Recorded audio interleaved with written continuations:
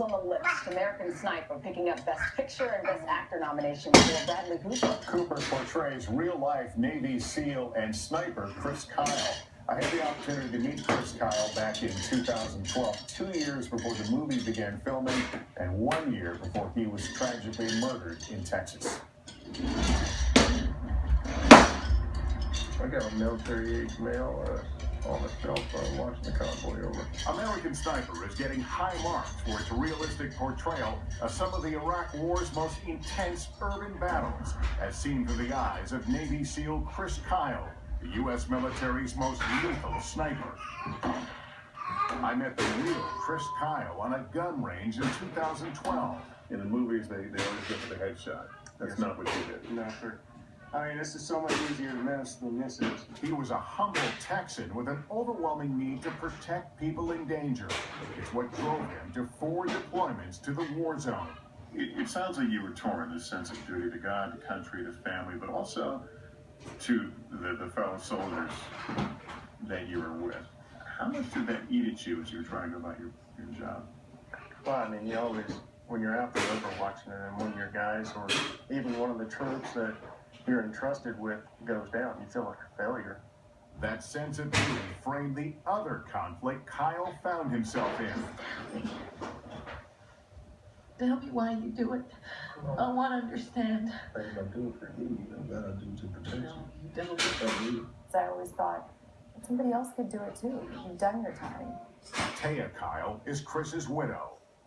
I think one of the great things about American Sniper is that the military couples that I've talked to who have seen it have said they've had the exact same conversations. They've had the exact same feelings. I'm stateside. You're home? What are you doing?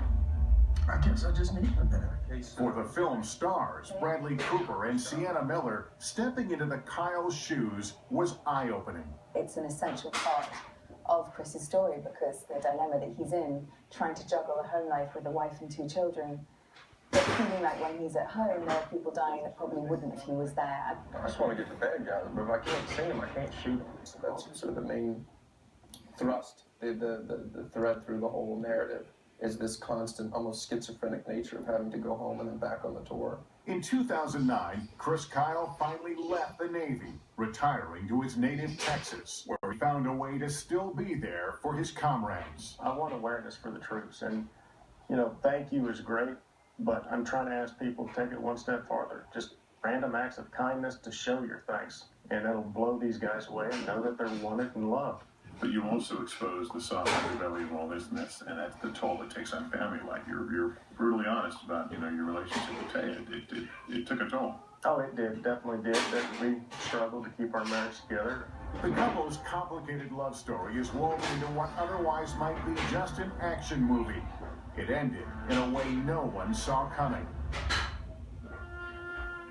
Kyle's murder, allegedly at the hands of a disturbed veteran he was trying to help. I stand before you, a broken woman. In the eulogy that you delivered as a memorial, you said all of it, the Messy, passionate, full of every extreme emotion known to man, constantly changing, crazy ride was rolled up into the deepest, most soul-changing experience that only one man, Chris Kyle, could bring.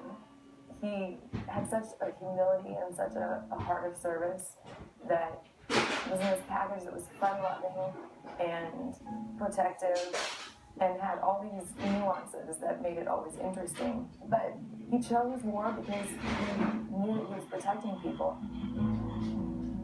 Having met the real Chris Kyle, I'm biased. I thought the movie was excellent, especially Bradley Cooper's performance. He really worked on this particular Texas dialect to gain 40 pounds. Everybody who knew Chris Kyle and saw that performance said it was chilling. At times, it seemed like the real guy. You know, I have to admit, because in the beginning, a lot of people said, and even Bradley Cooper even said, I read, you know, oh, they thought I was too pretty, you know, I wasn't going to be able to do this. Yeah. He was very impressive, wasn't